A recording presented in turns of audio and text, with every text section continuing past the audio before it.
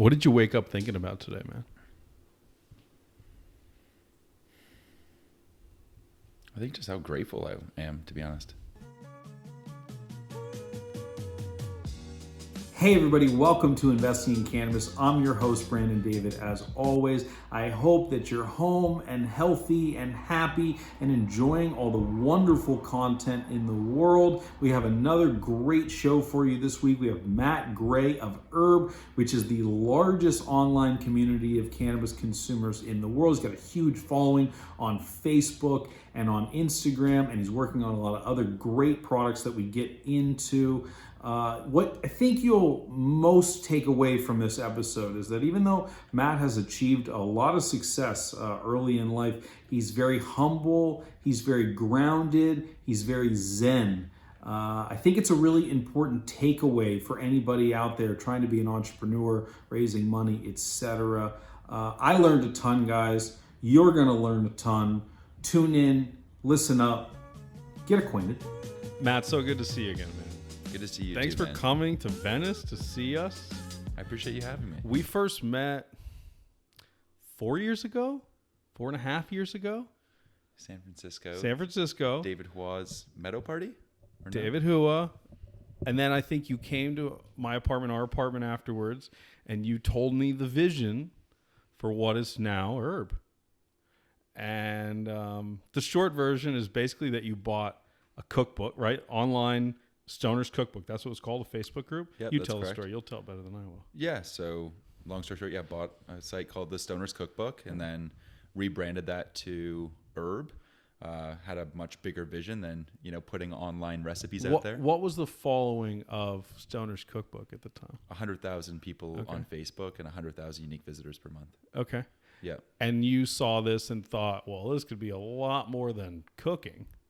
Yeah, after analyzing the industry, it seemed obvious to me that whoever owned the most eyeballs had the biggest community, the most vibrant community, and then was able to connect those people long-term with technology to get cannabis in a timely manner would be, extremely valuable and would be something that long-term would have to be relevant because I certainly wanted to see that myself. Yeah. And so when I came across this asset, this community that existed called the Stoners Cookbook, in it, I saw the kernel of a promising community of engaged enthusiasts that were interested, yes, in recipes, but certainly also other stuff. Sure. Because, we like edibles and that's cool. But there's a lot of other cool stuff too that we're into. You got to have stuff to watch and listen to while you're on edibles, maybe how to make all kinds of different lifestyle options. And you're also into new products maybe coming out and cool people and influencers around the space and the culture of it. And there's a lot more to it, I believed to be true at that time, that could evolve it into something much greater, much more impactful, and something that long-term I'd be really excited to see in the world myself. And I believe that all of my friends would also find it kind of cool too. So you pitched it very similarly in my apartment that night. And as crazy as it is in cannabis today, it was even crazier then. I mean, nobody took anybody seriously, basically. It was like, oh, these crazy kids, they like weed. Even though in California we've had cannabis forever, like in the venture capital raising money world, it was like crazy still at that time. And look at you. It's what, almost 5 years later, something like that? Almost 4 years later? 6 years later. Well, that you started, yeah. Yeah. 4 years from us. Yeah. Right. You've done everything that you said you were going to do that night, man. I think that's really fucking cool. I appreciate the kind words, and I'm also excited for your success and everything that's going on. It's been a hell of a ride, but I think that, reflecting on, the 4 years, I think there's been ups and there's downs, but what I admire about, I think, both of our relationship and just our outlook on things is that we actually got into this for the right reasons. And so those ups and the downs have actually been part of the fun ride.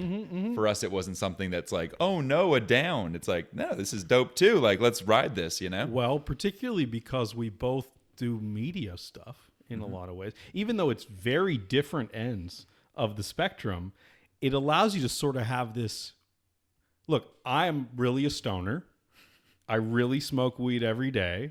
but I'm most interested in the business of cannabis. And it allows me to sort of look in with a 30,000 foot view and say like, what's working? What's not working? And we were just talking a little bit before the show started about like your strategy to do something ancillary and stick with it and do what you know. You come from a software engineering background. Before that, like, has really paid off for you, while a lot of vertically integrated folks are struggling and dealing with 280E and all these other things that are consistent with the cannabis industry. I mean, how do you sort of feel as a result of sort of coming through at least what is the first line of fire here? We're going to talk about, there's a lot more lines, but you've certainly made it through this first chasm. I don't know, whatever you want to call it, right? Yeah, I don't know if it's the first. I feel like there's so many, to be honest. Yeah. But let's call it, sure, there's an interesting period of time right now going on in this industry. And I think, yeah, for me, when I wake up in the morning, one thing that often comes to mind, if not always comes to mind, is just the gratitude for the people along the way. Mm-hmm. Whether those are the team, who I am immensely grateful for. I also have a cool opportunity also to work with my brother, who's our VP product at Herb, as well as amazing designers and engineers like Corey Vedran and some others. And it's honestly like super inspiring each day. And so that's awesome. And it's cool that we've gone through this journey together, and there's something really, beautiful about that. And then, along the way too, I mean, I pinch myself with some of the meetings I find myself in, and it only gets better and better over time as it gets more and more normalized. You have hip hop getting in, music, whoever, right? And we were both talking about that before, and there's just so many cool doors opening, and then you're like, wow, this is what I was always waiting for, you know? And yes and no, like, yes, I could envision this day, but like you said, I started just because like I really do like weed. And like for me, that's been my guiding light in this industry, is like, if I'm not enjoying it as a stoner, as a consumer, like it's not worth it. I'm doing it wrong, I guess. Yeah. That's kind of been my, a core tenet of kind of my vibe day to day is make sure it feels like play. Yeah. Make sure it's fun. Because when you're doing real magic in life, I believe that you're in the flow. And the flow comes from just like, you're having so much fun. You're just like not thinking about anything but whatever you're working on, right? And so the more I can just be playing around and having fun and just doing good work by the people around me, I mean, the rest just kind of takes care of itself from my perspective. That's awesome, man. And businesses, the tone is set at the top. So I'm sure being in your company is rad for that reason. I hope so. Yeah, absolutely. Okay, so we're going to get into some topics, some hot topics. But before we do that, give us a little like today Herb update. Like, what are you working on? What's coming soon? What should we be excited about? So I have never been more excited for what we're working on and kind of the prospects for Herb. We're a really tight family of people that believe that anyone in the world should get cannabis in under 15 minutes. And we're making that future happen now. And so right now we are in the process of launching Herb Pickup in Canada with over 80% penetration of retailers there. Through POS integrations that we have, we get live menu feeds from these retailers. And Herb Pickup is going to allow people to order ahead, skip the line, and save time. And I'm excited for Canadians to have access to this product because I think it's something that is a game changer and brings them a step closer to a future where cannabis is fun, where it's personalized, and where it's convenient, which is really what the vision has always been for Herb. And so that's exciting. The community's growing at like 82% month over month. Wow. We're expanding to California, Herb Pickup very soon, and working with really cool brands, whether, the Dosis of the world was just with the folks at Pure Beauty, and love those guys. And so that's really fun. We're just really focused on being this end-to-end solution for brands so that they can connect consumers to their products all the way from discovery through to transaction. And so I feel like that's the holy grail for marketers in the space. When we say these things to them, it seems like it's music to their ears. And I think just that feeling of just ultimate product market fit, to be honest, which don't get me wrong, I've also not felt that before many times, right? So it's not like it's always been this way. It's come from a working. lot of pain and a lot of working. listening and a lot of conversations, but it's working. Yeah. And it is working, and it's undeniable, and we're profitable. And I look at the industry right now, and there's a lot of people now talking about profitability. Yeah. And this was something that we kind of had foreseen 2+ years ago as being incredibly important, because I think, as we were both talking before, this is a long game, Yeah. This is something where, yes, maybe some people made a quick buck and took some shortcuts or whatever it may have been, right? But this is a long game, right? Just like any other industry before it. Well, your investors have to be pretty excited, because even though you're not, quote unquote, a cannabis company, at one point you definitely were lumped in with that same crowd, right? And your investors must be incredibly excited about how you've come out the other side of what is a tumultuous time in the cannabis industry, right? And if you're private equity on Wall Street, you're sucking wind in a lot of these deals right now. I'm sure they tell you that. I'm sure they're happy to be Right. with you. Yeah. Yeah, no, I mean, we've got a great group of investors on our side. I mean, some of them have been people I've known for a decade now. The folks, CEO and COO of Shopify, Toby and Harley. These are guys that in many ways in the mainstream arena have done somewhat of what we're trying to do in the cannabis industry, in the sense that, with those guys, they tried to kind of democratize entrepreneurship through these platforms that people could open their own stores. And right now in the cannabis industry, you have all these mom and pop shops and different people just trying to open up stores. Totally. And they're trying to now get that in the digital world, right? And it's how do you kind of serve these people better than anyone else in the world and just make it easy, right? Because life is hard enough in this industry. Everyone will tell you that. And people want peace of mind. And that's where we come in, I hope, with the people that we work with, is give them some peace of mind. So if a brand comes to you, and tell me how this conversation goes, right? Like you say, you're coming to California soon. You have a conversation with a brand. How does that conversation go? Like, do you say, hey, we have fulfillment partners that we can help you with too? Are you sort of turning on delivery for some people? Like, how much of those conversations are you having here? Yeah, so there are 3 pillars to Herb's business. So to be transparent, they are content, amplification, and herb pickup, which is like point of sale. Yeah. And so with content, we make videos, articles, social posts, get your brand out there. Yeah. Amplification is getting that content in front of the right audience. And then herb pickup, which is launching in Canada and will be here in California soon, allows people to actually then transact and buy those products, right? So yeah, the conversation is in California. If we're talking to a brand here, say it was Dosist and meeting with Anne-Marie tomorrow, who's a legend. Those conversations, I mean, everything that we do at Herb is custom. There's nothing like out of the box that we would work with a brand on. We bring ideas strategically as to how we can drive brand awareness and sales.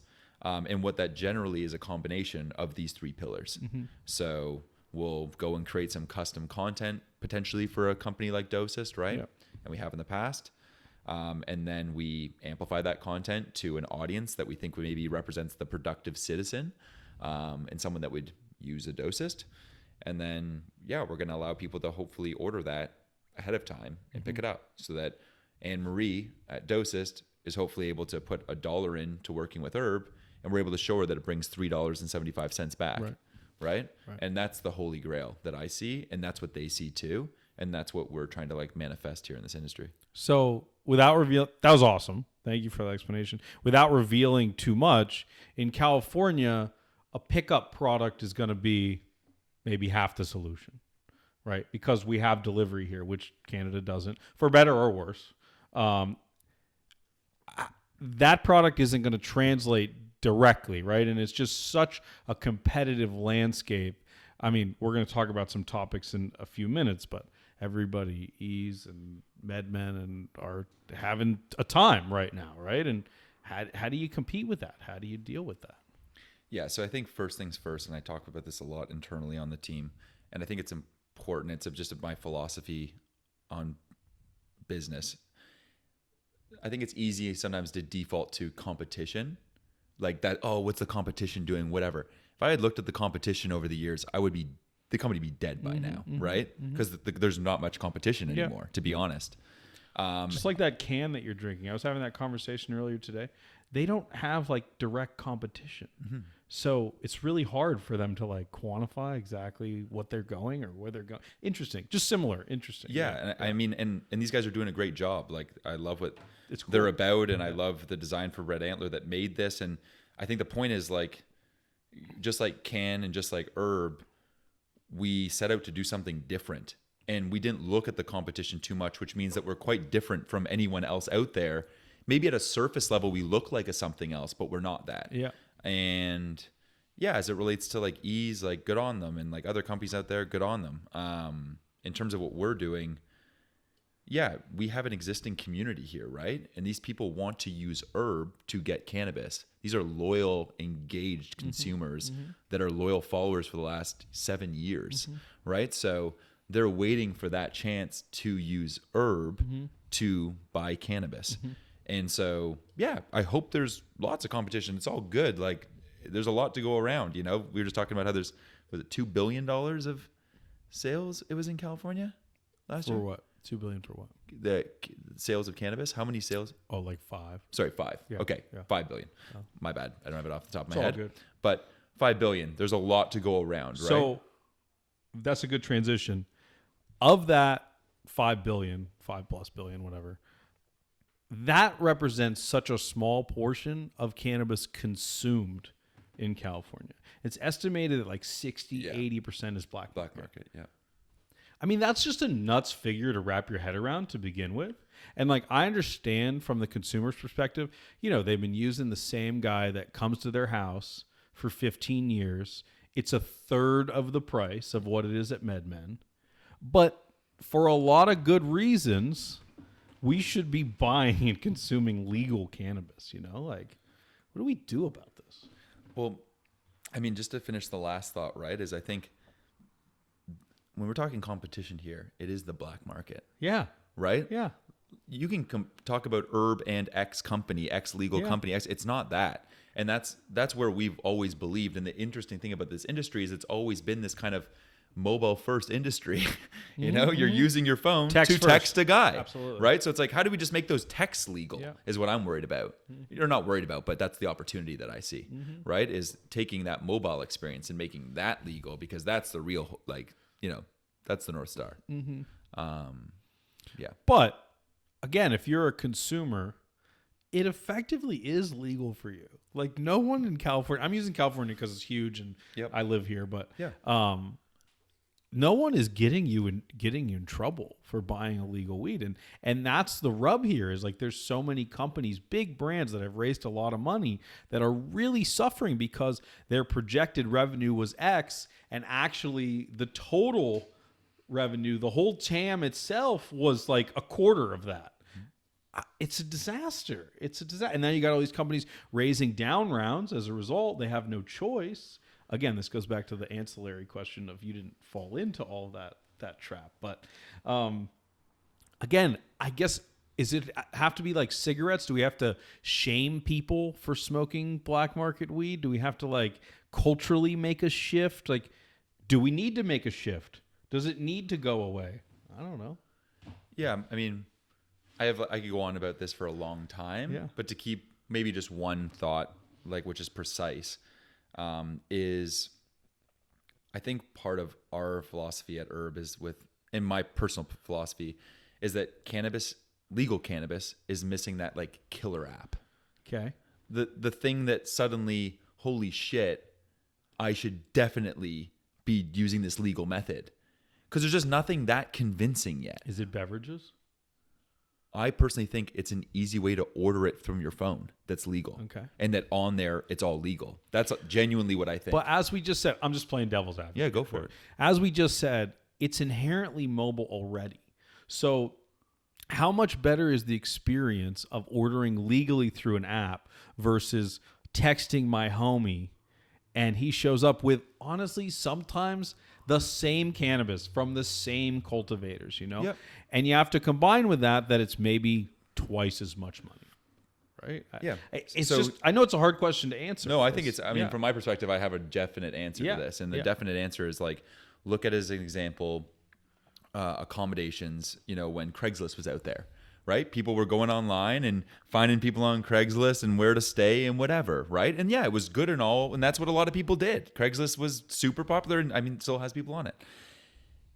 Then a solution called Airbnb comes along, which does look kind of weird at first. People, what the hell is this thing, and how could this work, right? And this doesn't make sense.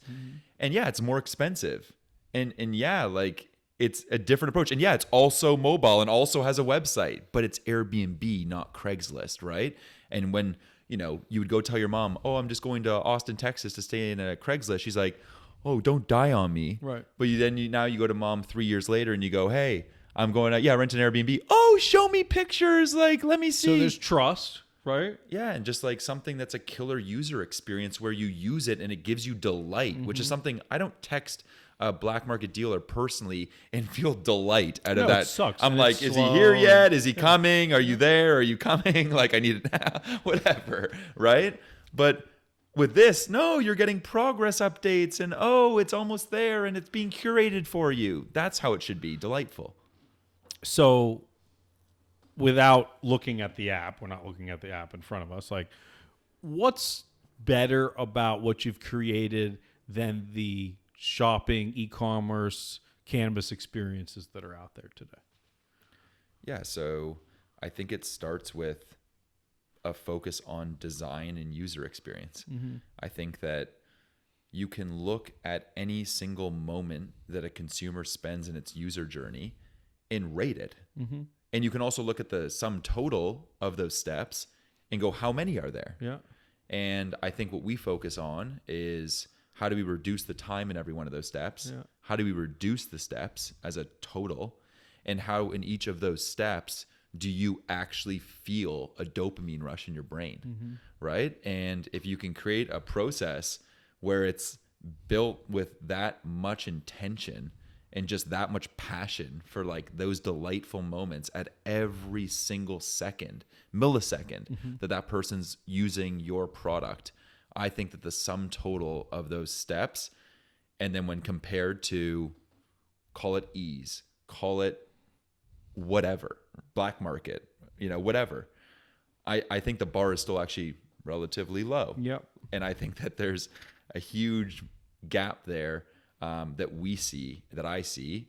And yeah, I think that's how it's different. That's a good answer. Okay, let's shift topics a little bit. We were talking about brands. It's very, very tough for brands, and particularly marketing is really tough for brands, right? The idea of ROI is almost non-existent in the cannabis industry. Everybody just throws money at Coachella or Northern Nights or billboards or nothing that they can actually track. And the technologist in me just like is enraged by this idea that you're spending hundreds of thousands of dollars with no idea how well it's coming back. One of these channels that's getting more and more out of control is the slotting fees. And slotting fees are very common in almost any industry. If you go to the grocery store, what you see at eye level was paid for. That real estate was paid for, right?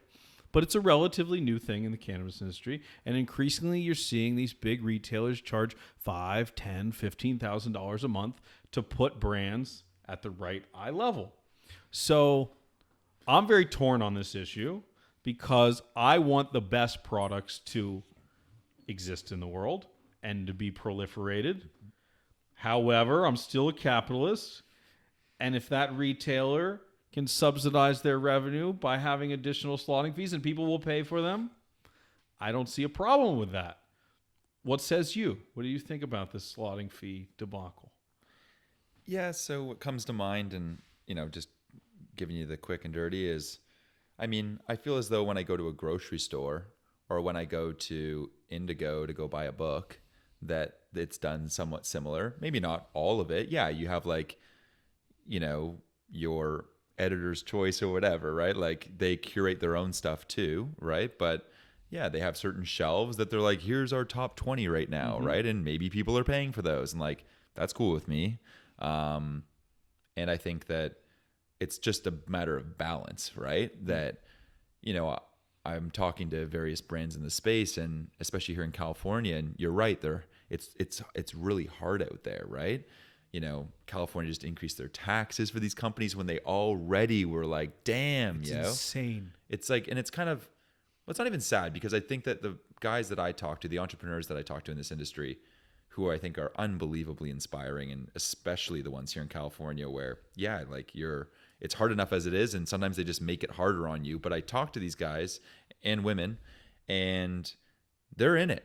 They're gonna make it. And yeah, I think they would tell you too, as long as it's balanced, they're open to paying it, right? Mm-hmm. And I would be open to paying it. But just let's keep it balanced here, and let's not gouge people. Is it important to you as a consumer that you know which brands paid to be there and which ones earned the right to be there? Is that relevant to you? I think that's more important in the online world. I'm not sure, because I don't have like retail experience myself, if there's a similar model or rules around like that, because it's almost like advertising. Yep. And so if there were rules that I was unaware of, then I would obviously be 100% compliant and play by those rules.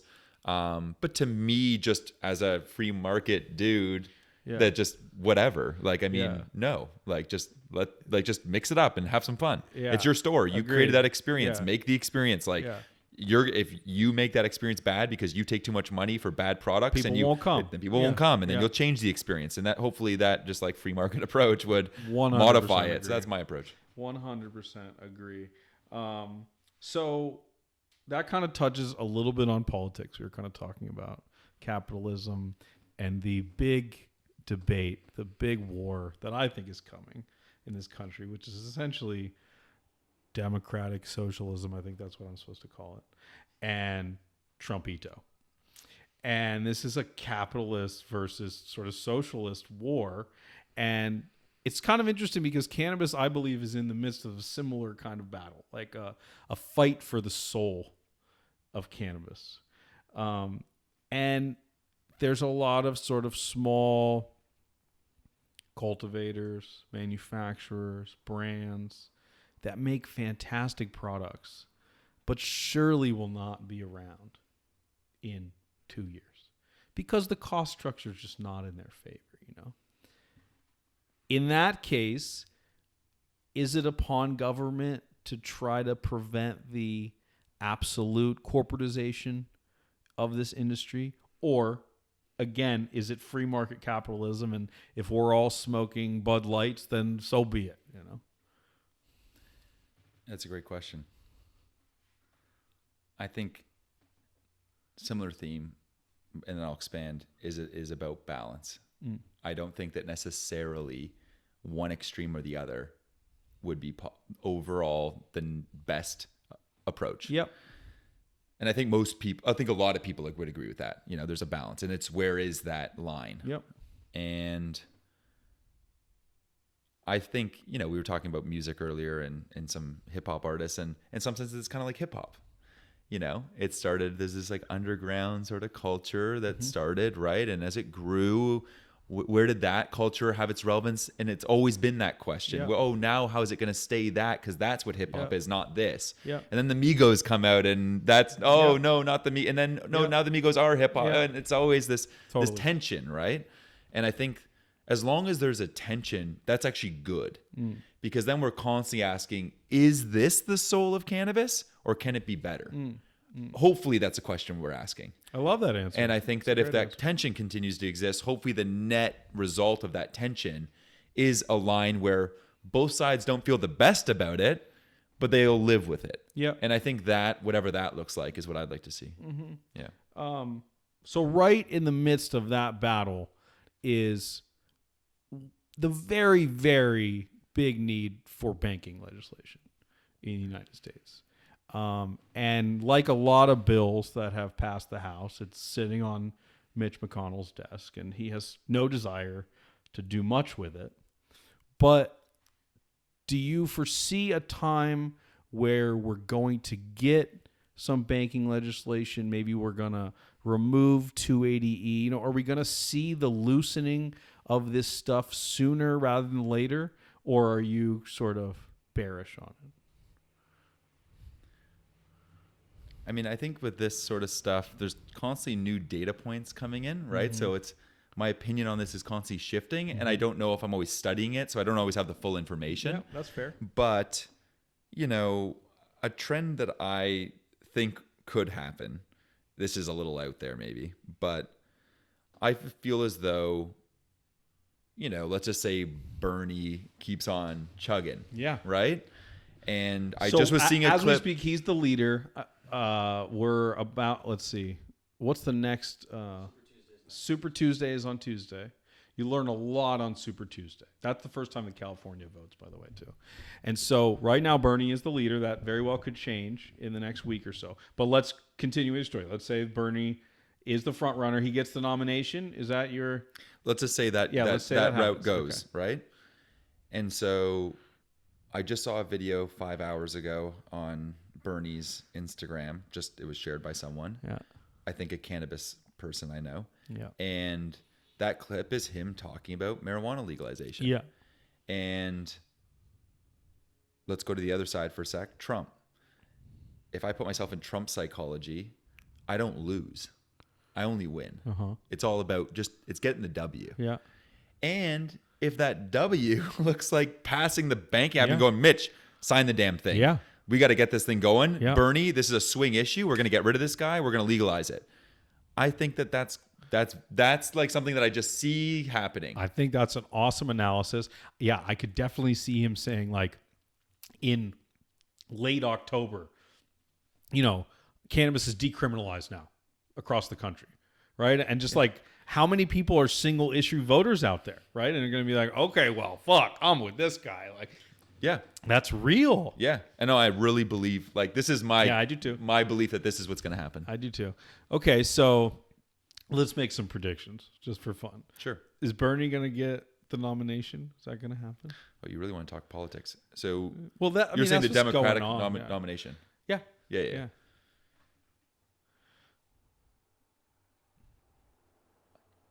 Like, I want to say yes, but I'm just wondering, how does the Democratic Party going to kibosh him this time? Exactly, And yeah. I'm like, who's going to, like, No, I don't it's know. I'm such a scared good for him a point. little bit. You Such know? a good point. Yeah, I don't know. Because they don't want him. No. They So I'm don't just like, want what him. can they do? You know, because, you know, Yeah. Epstein didn't kill himself. Sorry, I just had Let's to go. say More it. conspiracies. Yeah, I just had to say Bring it. them out. Okay. It's like Bernie didn't kill himself. So now that we brought up conspiracies, we're talking about how hard it is to be a weed brand in California, right?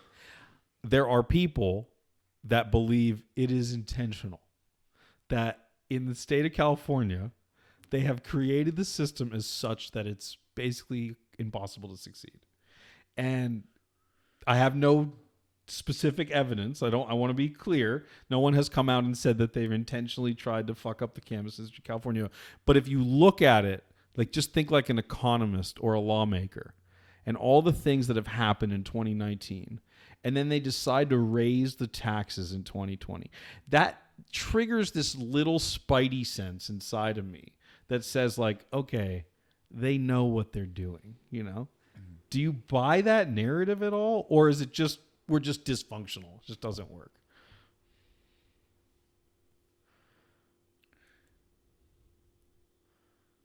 There's a quote, and I'm probably going to butcher it, but the quote is something like,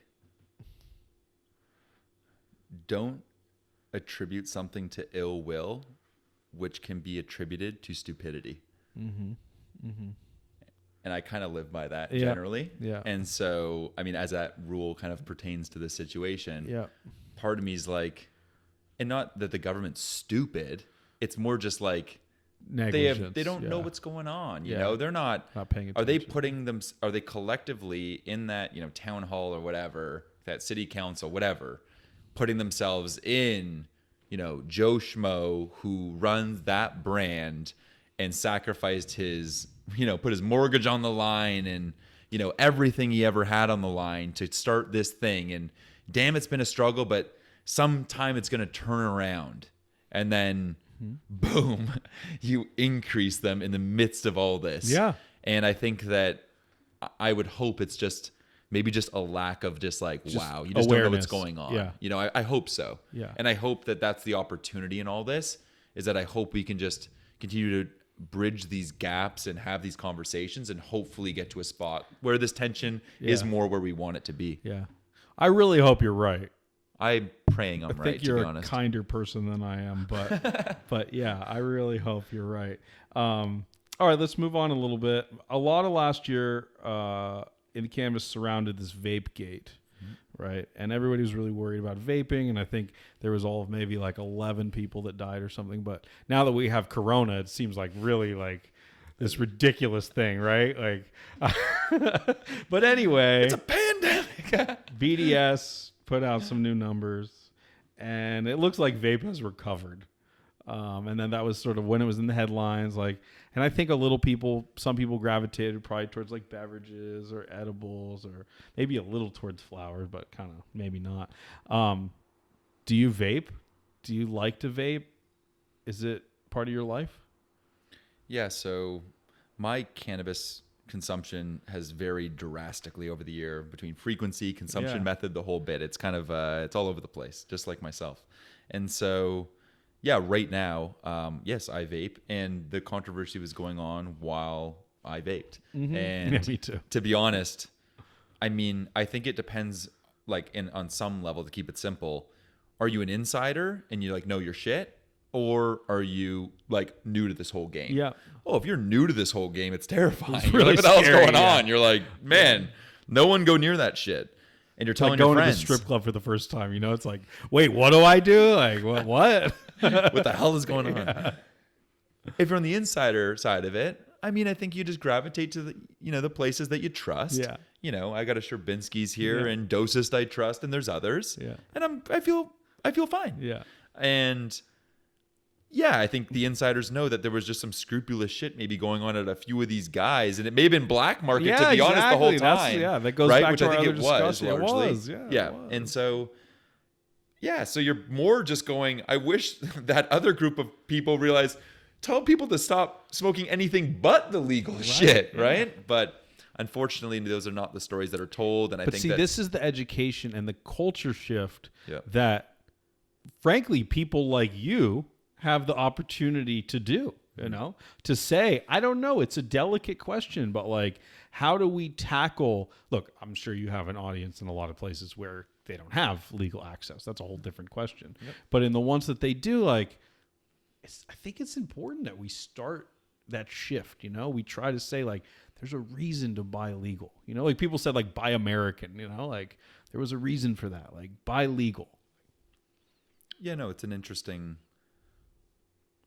thought. I think that is going on. I think it just takes time. It does take time. And I think it also, among many things, is a testament to the power of brainwash. Mm-hmm. You know, that when there were these racist campaigns that went on to illegalize something that we knew had medicinal and many other amazing properties, that shit ran deep, right? And brainwash runs deep. It's real. It's like psychological warfare shit.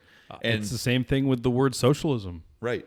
And so, exactly. People are And just so- brainwashed by it. You right. know? Yeah. It's triggered. And so, yeah, I think with where we're at with it and everything, it's like, it is changing. It's just the level to which psychologically society was fucking warped. Yeah. Just takes a little bit of time to unravel that. And it's more time than, it takes to convince someone, hey, buy a MacBook or something like that. Right. You're Yeah. like, no, I'll buy a MacBook. Ooh, but is this going to kill me? It's like, no, come on. Those lithium batteries, Yeah, man. man. Not good for you. Yeah. I want to shift. I want to talk a little bit about you and the man behind the business. You talked about your own consumption a little bit and how it varies quite a bit. Tell us about that. I mean, how has it evolved since you entered the cannabis industry? Yeah. So, I mean, at a high level, I think when Pun intended. first started consuming cannabis, it was always rolling my own joints, and in my circle of friends was known for rolling the best. Yeah. Probably still am. Big ones, And- little ones. No, just like tight, proper ones. Can we have a joint rolling competition on Herb? Oh, let's do it. I'm ready to go. More than happy to do I'm it. roll a pretty good joint. Perfect. Challenge accepted. It's not perfect, but it's pretty good. All right. Well, that's the opportunity. I just saw it. You just doubted yourself. No, I was just trying to get You're you like, to come it's in. not. Okay, let's do it. Yeah. Let's do it. I like it. Sandbagging you. Yep. Anyway. Live on the air, we're sandbagging Matt Gray. That sounded way worse than it was intended. Okay, so like you. So my consumption smoke habit, the yeah. big So I smoke trees or joints what? and all Yeah. that, but then over the years, I think it just shifts with what your goals shift, right, and just your lifestyle and your location too. There's certain products that I like in certain geographies that will maybe shift my consumption habits, right? Maybe I'm in a mode where I'm not smoking joints too much in New York, let's just say, but then I get to LA and I'm like, yo, I'm gonna grab some Space Coyote, some Pure Beauty, and a Dosist or whatever it may be, right? And let's do this thing, right? So, I think that's how it's. So right now, I just ran a marathon 10 days ago. Congratulations. And I was actually You're here, using my standing. vape while doing the marathon and microdose Can before, athlete. and just like doing Can my thing. athlete. So, And was there a particular strain, always high CBD and like maybe 4-to-1 CBD or whatever. even during the marathon? Yeah. Just because I wasn't trying to finish it fast. I was just trying to finish. Just finish, yeah. And so I finished like 4 hours and 20 minutes basically. That's not that bad though. Ironically enough. It's not. And if I'm going to be running were for definitely 4 people hours and behind 20 you. minutes, I am going to be consuming cannabis. Was that your goal time or? No, it was actually You 4 write hours that and 10 down? minutes. Oh. But You should have waited the extra 10 minutes. I man. know. Well, yeah, I waited at the finish line so I could take a picture of it, and I was like, "Yeah." You Had someone would. told me, I would have slowed down. You would. And so, just like slowed smoking down. like a foot away from the finish line. Like I'm just waiting. Good stuff, man. Do you watch Jesus and Miro? I do not, but I You know have what that watched, show is? Yes. Okay, so they do this thing at the end of the show where, like there's 24-hour neon lights at a bodega or corner store or whatever, right? Yep. So if you had a neon sign that was above your head and followed you around everywhere for the rest of your life, what would your neon sign say? Whew. Wow, that is a hell of a question.